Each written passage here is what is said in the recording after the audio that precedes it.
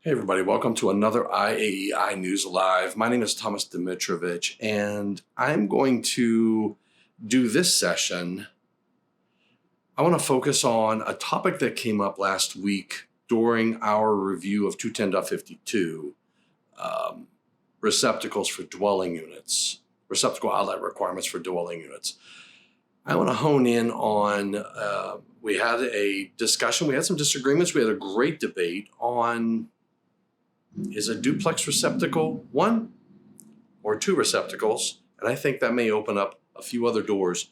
So stay tuned. I'll catch you on the other side of the intro. Let's talk about receptacles today on IAEI News Live.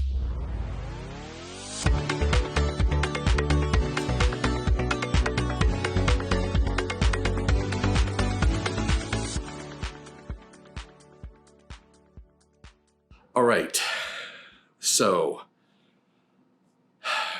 the first step, again, in any journey within the National Electrical Code, I'll argue our gateway to requirements is in Article 100 for the defined terms that we are using. And since we have some, I won't say we had some disagreements last week on what is a duplex receptacle. Is it a single receptacle or is it two receptacles? Since we had that discussion, I want to review a little bit more about what a receptacle is, and then we'll take a look at some places in the National Electrical Code where they use that term receptacle and see how the understanding of the definition may or may not impact our interpretations of the code. All right. So our first step or our first introduction is, let's take a look at the definition of what a receptacle is in Article 100. What we know from Article 100 is that the receptacle is a contact device that's installed at the outlet for the connection of an attachment plug or for the direct connection of electrical utilization equipment. I'm a little puzzled by the direct connection of utilization equipment, because if it's not through the use of a plug, then I'm not sure. I guess there might be different types of plugs. I don't know. I guess the twist lock versus, I'm just a little concerned about, or for the direct connection of electrical utilization equipment. Because when I think of direct connection of utilization equipment, I'm thinking hardwired, and a receptacle wouldn't be in the picture. So I'm just a little nervous about that language. We know that receptacles are designed to mate with the corresponding contact device. Or is it the plug that is designed to mate with the corresponding contact device? That's what I believe that it is. So what you basically have is you have a receptacle that will be installed in an outlet, and we're going to have to review what the definition of an outlet is as well. And I know that's going to drive a couple of you, at least one of you, bat crazy. But we have to understand that you have this receptacle device installed in an outlet, and there are different types of configurations to help us understand what the voltage levels are and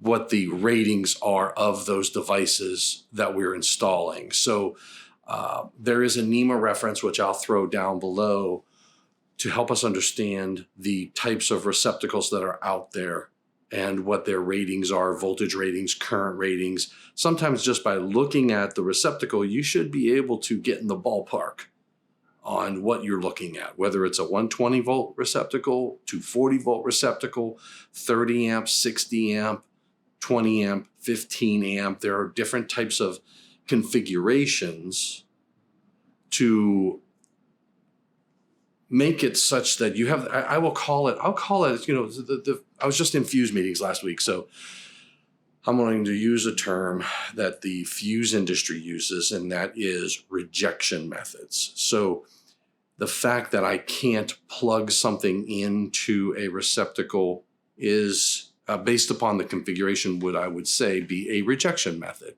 to ensure that I can't misapply the product. Now, the 15 and 20 amp receptacles, there is a rejection if it's, the 15 and 20. In the 20 amp receptacle, there's that little chute off to the side. I'll throw a picture up on the screen where you'll see it looks like a sideways T for Tom, right? That's your 20 amp type of plug connection. That would prohibit you from plugging a 20 amp appliance into a 15 amp circuit because the 15 amp receptacle doesn't have that slot in it. So in essence, it's a rejection feature from plugging a 20 amp load into a 15 amp receptacle. Now, we talk about what's the safety issue there. The safety issue would be that if you did plug that into a circuit that was only rated for 15 amps, if you plugged a 20 amp load into a circuit that's rated for 15 amps, you could trip the circuit breaker. Now, you will trip the circuit breaker when you add that on because a 15 amp breaker trips differently. But you could possibly, just because of the rules of 80%, et cetera, you could possibly overload and exceed the rating of that 15 amp receptacle and still not trip the circuit breaker. Now, in the 2020 code, they added an informational note to the defined term of a receptacle, stating that a duplex receptacle is an example of a multiple receptacle that has two receptacles on the same yoke. And I think that one right there seals the fate for those individuals who may think that a duplex receptacle is a single receptacle, because it's not. If you have a duplex, you'll note that you have one common yoke and you have two contact points on one yoke. That would be two receptacles. So I don't know any other way around it. You just have to understand that that's a duplex. Or that's two receptacles. If you have a code requirement where you say you need a single receptacle, wherever it may be in the code, then you would need one receptacle, one contact point on one yoke. If I have two contact points on one yoke, those are still two receptacles. And I've got I got two pictures of both of those, whether it be a single receptacle or two receptacles. And in some cases, you can get more than one receptacle. I think there's a quad, if I'm not mistaken. It's really important to just take a look at the anatomy of a receptacle and look at it, understand what the yoke is, understand where the connection points are, et cetera, how it's wired. You'll notice that on some of the receptacles, you may have a connection in between the top contact point and the bottom contact point where you can separate those, and those can be powered by two separate branch circuits. I don't want to say individual branch circuits. That brings a whole nother term into it. But you can supply the bottom half of that receptacle from one branch circuit, the top half from a different branch circuit, and you can do that in an entire room and daisy chain all of those together where you have two receptacles in each outlet powered from two different branch circuits. What else? Single receptacle, etc., etc., etc. Now, let's take a look at what the definition of a branch circuit is. A general purpose branch circuit is a branch circuit that supplies two or more receptacles or outlets for lighting and appliances. Now, two or more, I could still use a single receptacle, but I would have to have at least two of those single receptacles on the same branch circuit for that to be a general purpose branch circuit. where do we use those? 210.21. Let me go to, I am going to open NFPA link. And I know all of you out there have your copy of NFPA link open, or you have your code book. Either one will work. What I love, I use it on my iPad, and it pulls together all of my information really, really simply. So if I go to 210 and 210.52, no, not 210.52. I wanted to go to 210.21. So 210.21 is an important section. Where's my 210? 210.21. 210.19. Okay, 210.21 is titled Outlet Devices. Now it tells you that an outlet device has to have an ampere rating that is not less than the load to be served and has to comply with A and B. A is lamp holders, B is receptacles. Now it tells us a single receptacle installed on an individual branch circuit has to have an ampere rating not less than that of the branch circuit. So if I have a 20 amp branch circuit, on an individual branch circuit that's feeding a single receptacle, then the branch circuit, the receptacle has to be rated 20 amps. It can't be rated 15. And that's purely, I mean, if you think about it, I have a 15 amp device that can carry up to 15 amps. When I protect it by a 20 amp circuit, I can exceed the rating of that 15 amp receptacle. So we have a specific rule that says that 15 amp device has to be, or can't be less than the overcurrent protective device rating for the branch circuit, because that's what's going to determine the ampere rating of that branch circuit, right? So the ampere rating of a branch circuit is going to be based upon A, the conductor and the condition of use, and then the overcurrent protective device that is protecting it. Because remember, the first thing I do is I pick my branch, I pick my conductor, I determine the ampere, the ampacity, not the rating of the conductor, but the ampacity of the conductor based upon conditions of use.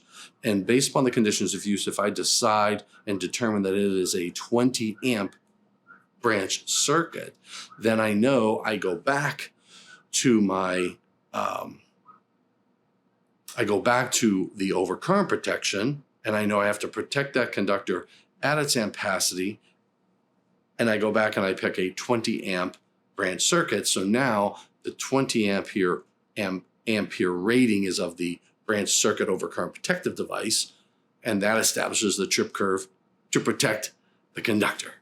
You catch what I'm you're catching what I'm throwing. Does that make sense?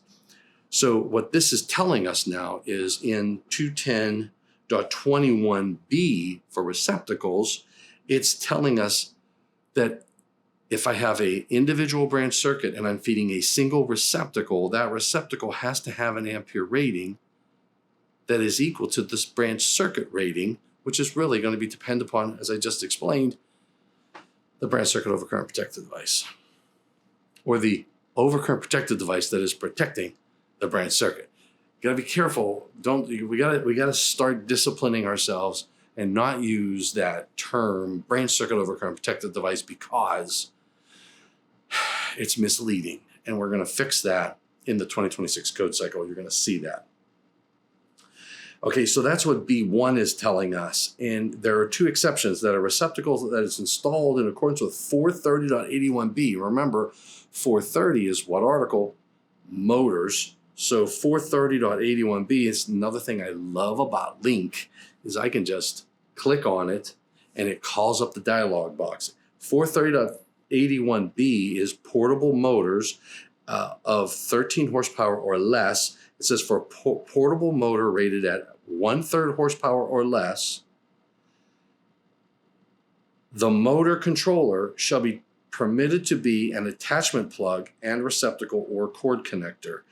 Now, this is interesting. It says a receptacle installed in accordance with 430.81b. The title of it is Portable Motors of 13 horsepower. I think what they meant is 1/3 horsepower or less.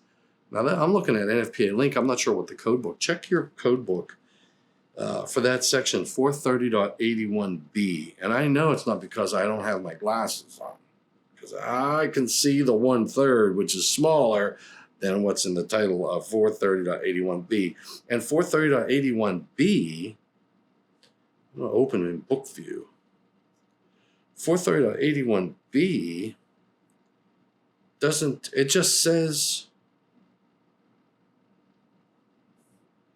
for portable motors rated 1/3 horsepower or less, the motor controller shall be permitted to be an attachment plug. It doesn't tell you, I guess it just tells you that it doesn't have to be the same rating as the branch circuit overcurrent device. I guess that's all that it is doing.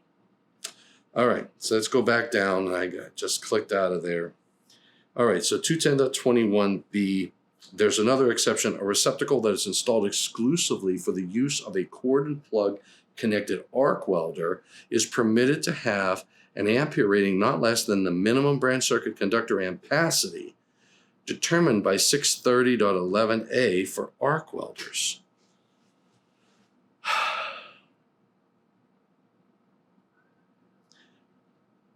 A receptacle installed exclusively for the use of a cord and plug connected arc welder is permitted to have an ampere rating not less than the minimum branch circuit conductor ampacity. Because if I have a branch circuit conductor ampacity,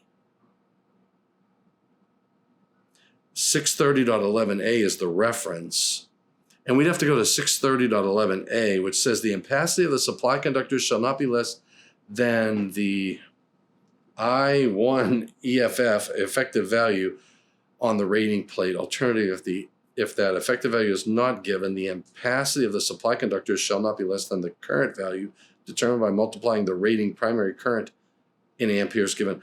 But no matter what, if I pick an ampacity of the conductor, then I'm going to have to pick a branch circuit. I'm going to have to pick an overcurrent protective device to protect the branch circuit that is at that ampacity. And I can go up one size higher, I guess. But it's saying that I don't have to be at that circuit ampacity because it's an exception. That's exception number 2. And they put an information note to say, hey, go back and look at Article 100 for the definition of what a receptacle is. And then there's the, in B2, total cord and plug connected load, where connected to a branch circuit supplying 2 or more receptacles or outlets, a receptacle shall not supply a total cord and plug connected load in excess of the maximum specified. So for a 15 or 20 ampere rated circuit, you can't exceed, the receptacle rating has to be 15 amps. On a 20 amp circuit rating, the receptacle rating can't exceed 20 amps. On it says maximum cord and plug connected load to receptacle. So so on a, for example, on a 15 or 20 amp circuit, your receptacle is going to be 15 and your load amps is going to be 12. For a 20 amp branch circuit, your receptacle is going to be 20 amps and your maximum load is going to be 16. And then your 30 amp circuit is going to have a receptacle rating of 30 and your maximum load is going to be 24.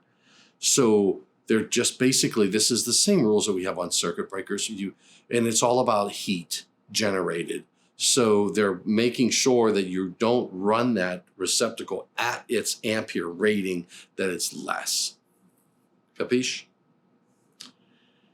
Now it says, where connected to a branch circuit supplying 2 or more, a receptacle should not supply a total cord and plug connected load.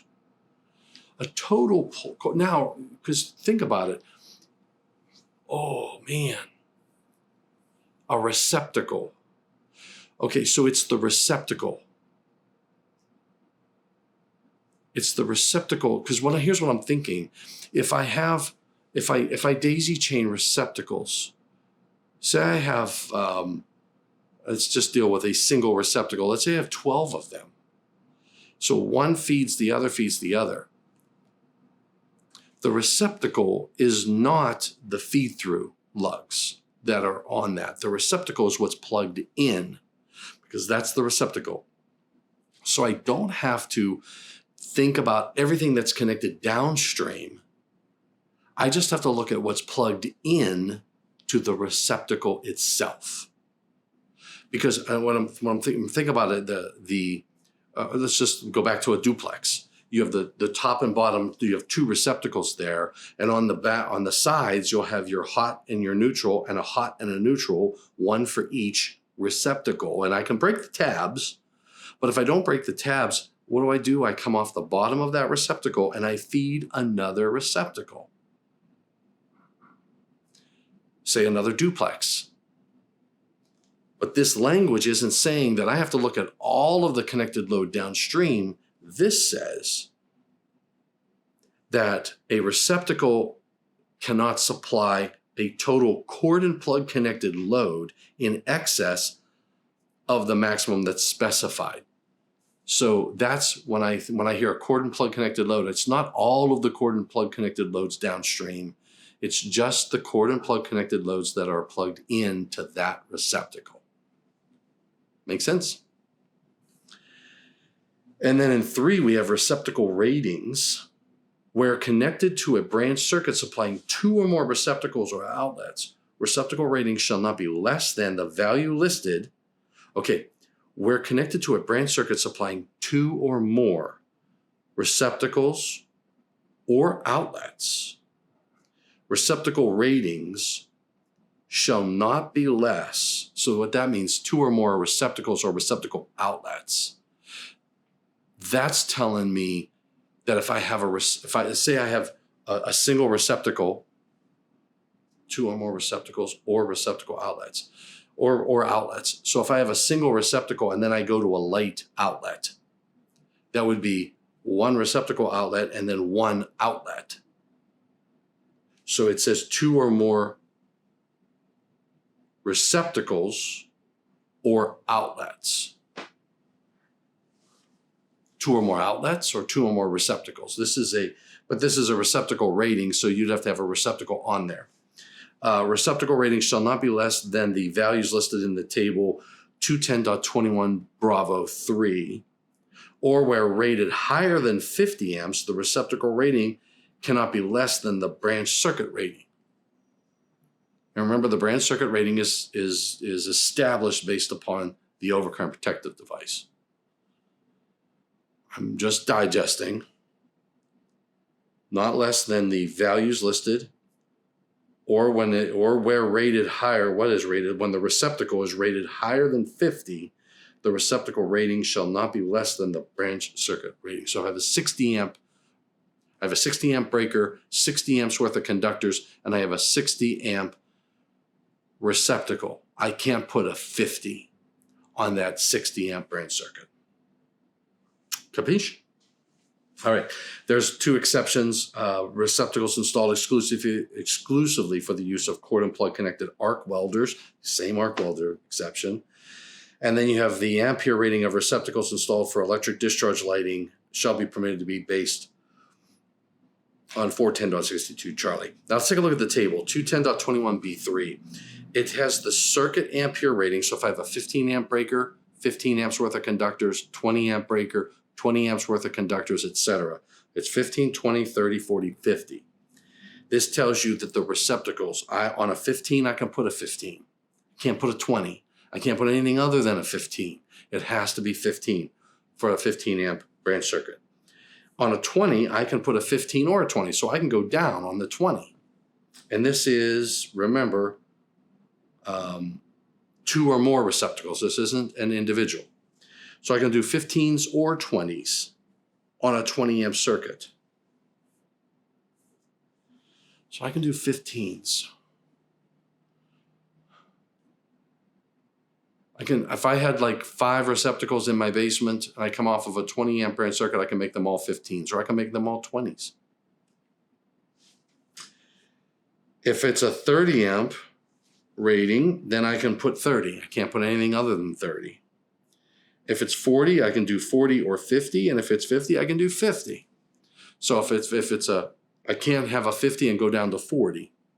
I can have a 40 and go up to a 50, but not vice versa.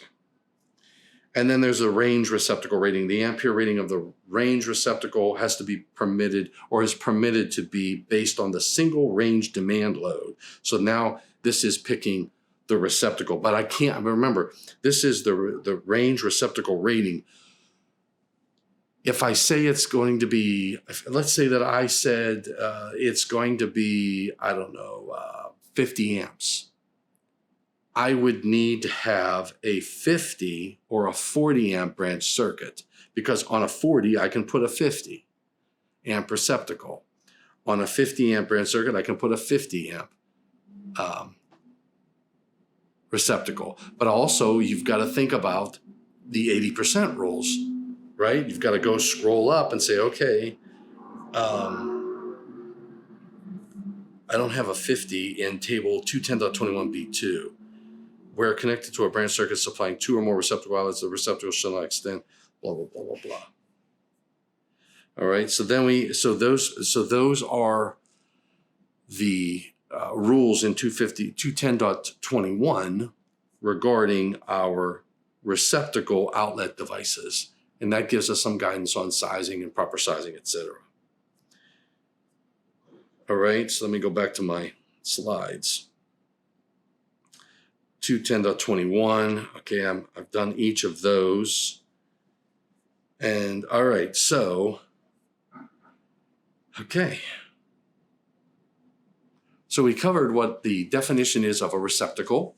We already talked about 210.52. Go watch the video from last week. And towards the tail end of that video, you're going to see some discussion points for the topic of today, because there were some really good questions that came up last week. I'm trying to think if there's anything else that I think we need to cover for when it comes to a receptacle. So what did we learn? We learned that a duplex receptacle is 2 receptacles. It's 2 receptacles on 1 yoke.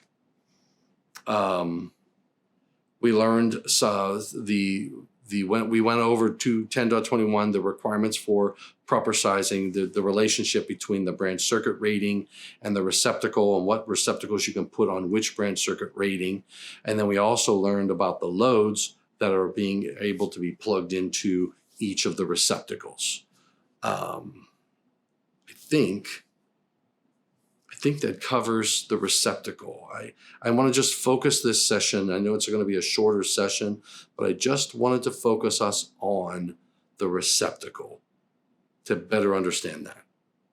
All right, so hopefully you got something out of our little talk today and our review of 210.21 and the defined term for what a receptacle is. And we'll see you next week. Short, sweet, to the point. Thank you for joining in for this session of IAEI News Live. My name is Thomas Dimitrovich from the road. We will stay tuned, and we will see you next week, the same time, and hopefully I'll be live next week. I'm hoping. All right. Thanks for joining in. Take care, stay safe, and please stay healthy.